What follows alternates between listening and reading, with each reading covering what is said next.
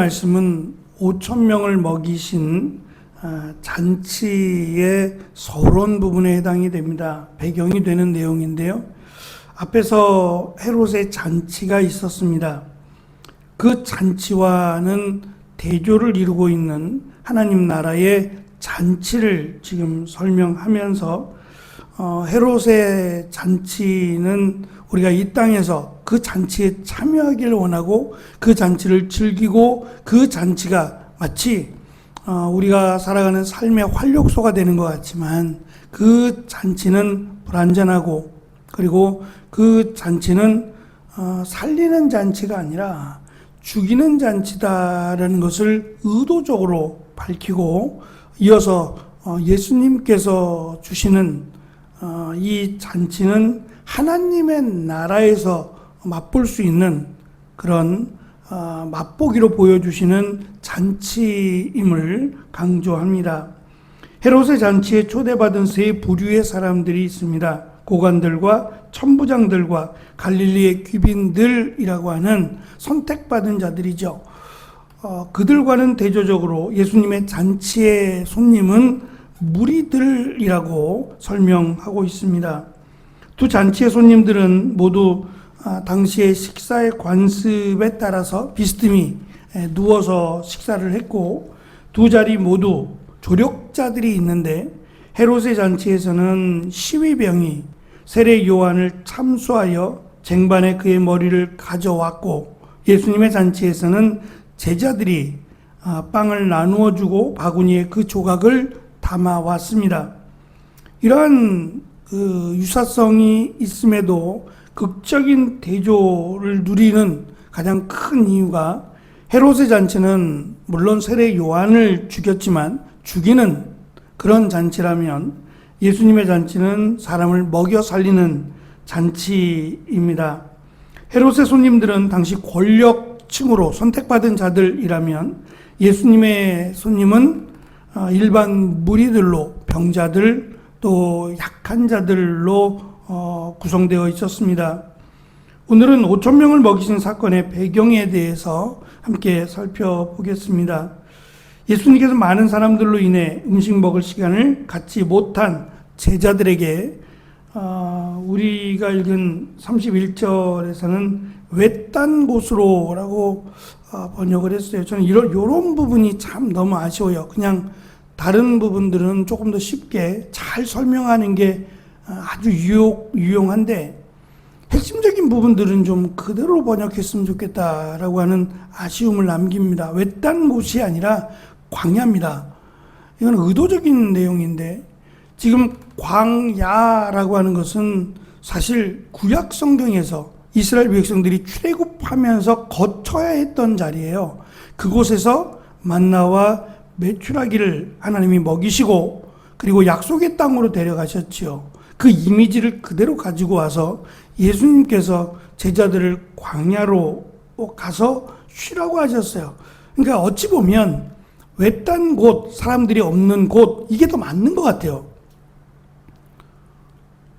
지금 신약 성경의 시대적 상황을 보면 광야라고 하는 곳, 갈릴리 그 지역에서 지금 제자들이 머물고 있는 그 지역에서 광야라고 하는 표현을 쓰기보다는 오히려 외딴 곳, 사람들이 없는 그런 한적한 곳이라고 하는 것이 더 우리한테는 쉽게 다가오는데 의도적으로 지금 정말 여러 가지 많은 단어들이 있음에도 불구하고 이 광야라고 하는 단어를 쓴 이유와 목적이 있단 말입니다. 그렇다면 그것을 그대로 그냥 좀 불편해도 광야라고 번역을 해줘야 그 의미가, 광야라고 쓴 의미가 훨씬 더 신학적인 의미가 있는데 이런 부분이 좀 아쉽습니다. 어쨌든 광야라고 하는 곳으로 제자들을 보냈고 사람들은 제자들이 배를 타고 이동함에 따라 그것을 보고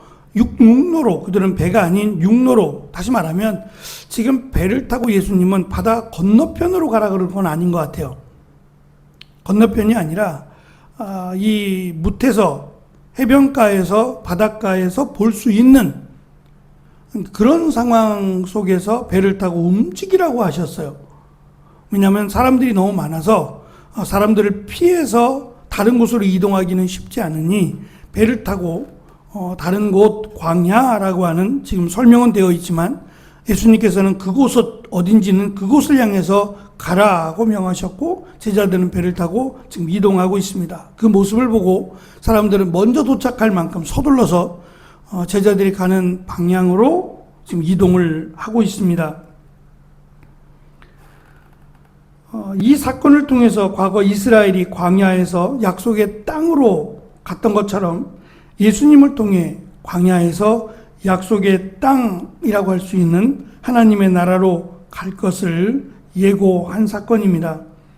예수님은 자신을 따르는 많은 무리가 목자 없는 양과 같다라고 말씀하셨는데 에스겔 34장의 내용입니다.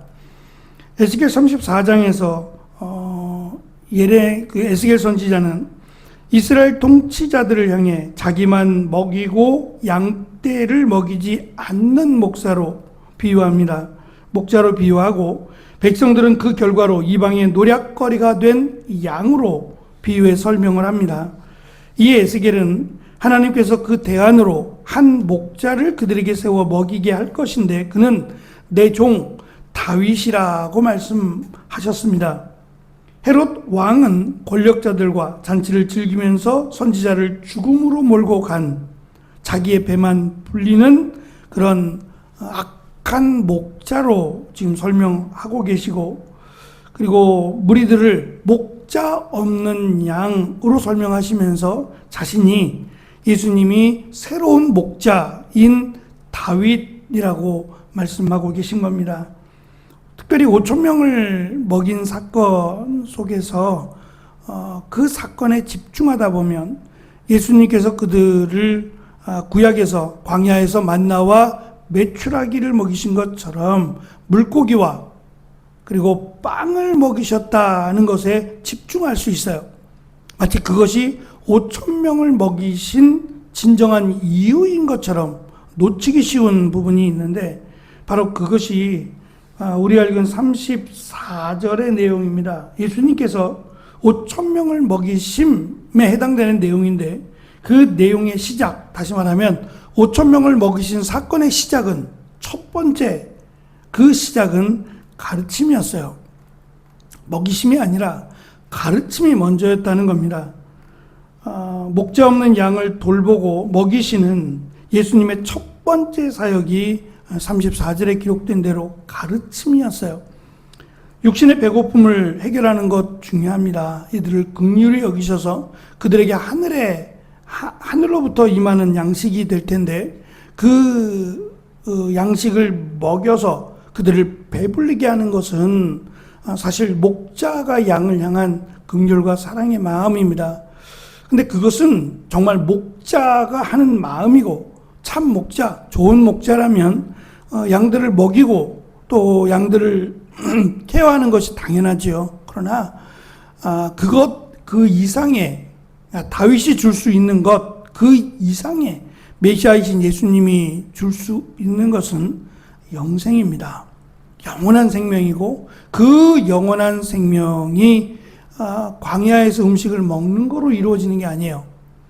음식이 필요하지만 그 음식은 우리의 배를 채우기 위함이지, 보다 중요한 것은 영적인 양식입니다. 그 양식이 비록 배고프고 힘들고 또 한계가 주어진 세상 가운데 살 수밖에 없다고 할지라도 그 말씀이 우리를 영원한 생명으로, 저들을 하나님의 나라로 가게 하기 때문입니다. 육신의 배고픔을 해결하기 위해 빵을 먹는 것보다 훨씬 더 중요한 것은 구원에 관한 하나님의 말씀을 듣는 일입니다.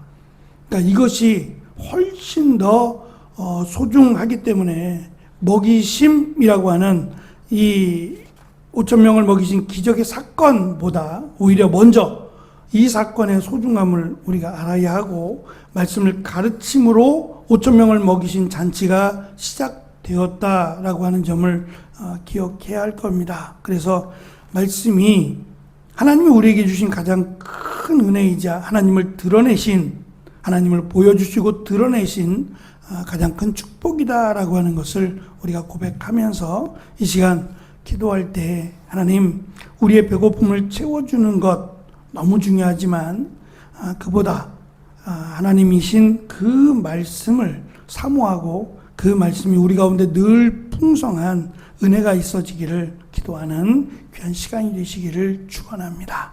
기도하겠습니다.